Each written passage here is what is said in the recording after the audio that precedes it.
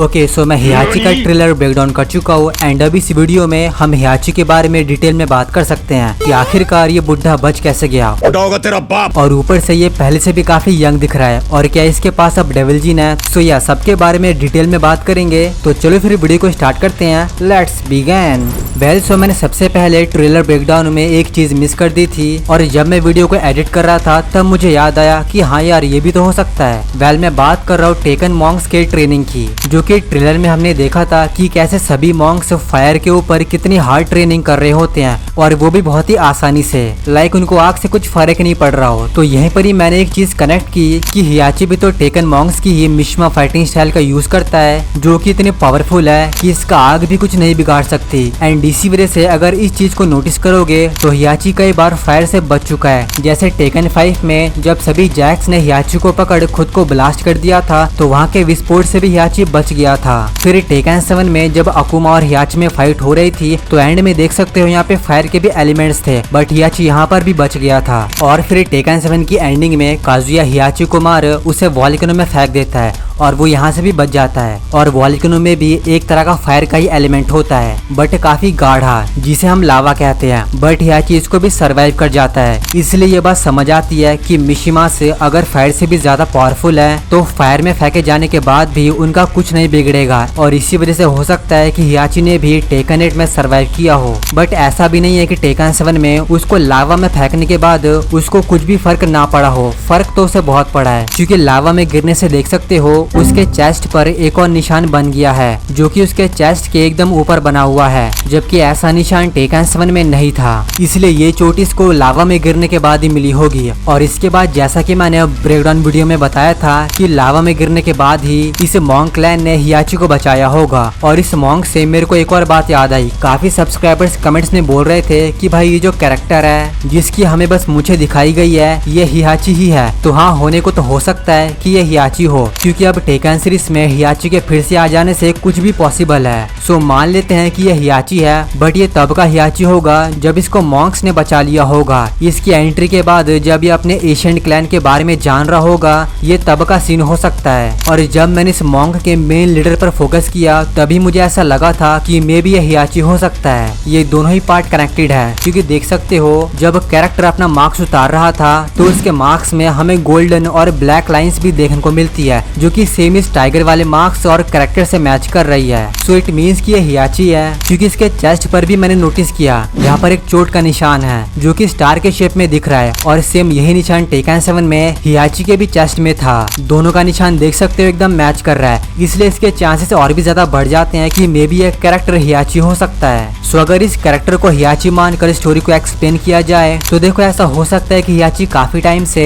अपने प्लान पर काम कर रहा होगा, मे बी टेकन 1 से भी पहले, जब इसको डेविल्स के बारे में पता चला होगा। बट इसको ये भी पता था कि ये भले ही कितनी ट्रेनिंग कर ले, कितना ही पावरफुल बन जाए, बट एक ह्यूमन होने की वजह से इसकी पावर्स की लिमिटेशंस है, ये डेविल्स को डिफीट नहीं कर पाएगा। इसलिए हमने टेकन 7 में देखा ही कि हियाची डेविल को डिफीट नहीं कर पाता, बल्कि उसके यहाँ तो मारा जाता है। बट जैसे ही टेकन 7 में हियाची की डेथ हुई तो ये टेकन मॉन्क्स का क्लैन एक्टिव हो गया, क्योंकि यहाँ पर इस डेटा में तुम्हें मैंने बताया था कि ये जो टेकन मॉन्क्स का ग्रुप है इसके बारे में 6 महीने पहले पता चला था। और अगर तुमने नोटिस किया होगा तो टेकन 8 की स्टोरी भी 6 महीने बाद स्टार्ट होती है, विच मीन्स कि टेकन 7 में जैसे ही हियाची की डेथ हुई तो ये मॉन्क्स जो इतने टाइम से छुपे हुए थे ये एक्टिव हो गए, जहाँ में भी हियाची ने इनको मिशन दिया होगा कि अगर उसकी कभी डेथ हो जाए तो उसको फिर से जिंदा करने के लिए ये क्लैन एक्टिव हो। एंड इसलिए इसके बाद हो सकता है कि इसी क्लैन ने हियाची को वॉल्केनो से बचाया होगा, जिसके बाद ये विलेज में ले गए और हियाची को ठीक करने लगे। सो ये तो वो था कि अगर ये कैरेक्टर हियाची है तो इसका ये प्लान हो सकता है, बट ये हियाची नहीं है। इसके भी कुछ पॉइंट्स दिखते हैं, जैसे कि इसके इतने बड़े बाल कैसे हैं, जबकि हियाची ने इतने बड़े बाल कभी नहीं रखे। इसके बाद इसी सीन में यहाँ देख सकते हो इसके पूरे सर पे बालों का गुच्छा है, जबकि पहले मैंने बताया था कि हियाची के सर की खेती साफ हो रखी है। इसलिए ये भी पॉसिबल है कि मे बी ये हियाची ना हो, या मे बी ये दोनों कैरेक्टर अलग अलग हो।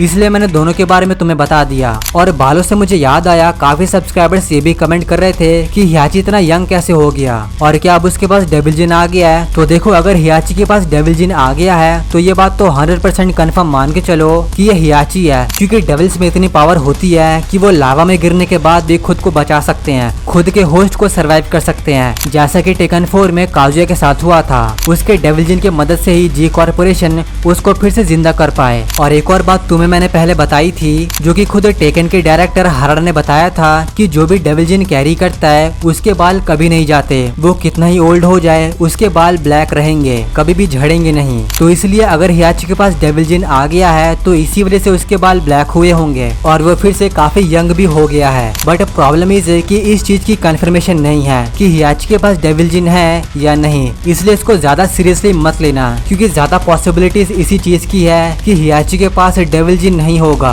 क्योंकि ट्रेलर के एंड में देख सकते हो लिखा हुआ है the King of Iron Fist resurrection. Even Harada ने भी खुद ट्विटर पर कहा था Heihachi Mishima is completely resurrection, जिसका मतलब होता है कि फिर से जिंदा हो जाना। और एक ट्रेलर में रीना का भी एक छोटा सा सीन था जिसमें वो बोलती है कि अब टाइम आ गया है, इसलिए इसके चांसेस ज्यादा हैं कि मे भी हो सकता है टेकन मॉन्क्स हियाची को इसी टाइम पर फिर से जिंदा कर रहे हो या खुद को एक्टिवेट करने की बात कर रहे हो ताकि वो हियाची को बचा पाए, जिसमें ना तो हियाची बस जिंदा होता है बल्कि पहले से भी काफी पावरफुल और यंग बन गया है, जो कि काफी लोग इसे मैजिकल पावर से भी रिलेट कर रहे हैं, क्योंकि ट्रेलर में हमने टेकन मॉन्क्स को मैजिक का भी यूज करते हुए देखा था। तो क्या पता हो सकता है कि मैजिक से ही टेकन मॉन्क्स ने हियाची को जिंदा किया हो। इसके अलावा एक और रीजन तुम्हें मैंने ब्रेकडाउन वीडियो में बताई थी कि हो सकता है कि यह हियाची का न्यू कैरेक्टर मॉडल हो, जिसको थोड़ा सा यंग बनाया गया है, क्योंकि टेकन 8 में सभी कैरेक्टर्स को फिर से न्यूली क्रिएट किया गया था। बट अगर रेंडर हियाची के इमेज को देखोगे तो ये अभी भी ओल्ड ही लग रहा है, जैसे वो टेकन 7 में था।